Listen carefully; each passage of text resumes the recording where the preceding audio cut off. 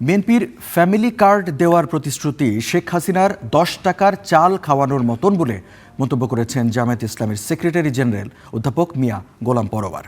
দুপুরে নারায়ণগঞ্জের সিদ্ধিরগঞ্জের Shimrail truck stand মাঠের জনসভায় যোগ দেন তিনি। এ সময় গোলাম পরোয়ার বলেন, একটি দল অপপ্রচার চালিয়ে বলছে জামায়াতকে ভোট দিলে নাকি দেশ পশ্চিম পাকিস্তান হয়ে যাবে। যারা 54 বছর দেশ শাসন করেছে, 12 ফেব্রুয়ারি জনগণ তাদের লাল কার্ড দেখাবে বলেও মন্তব্য করেন মিয়া গোলাম পরোয়ার।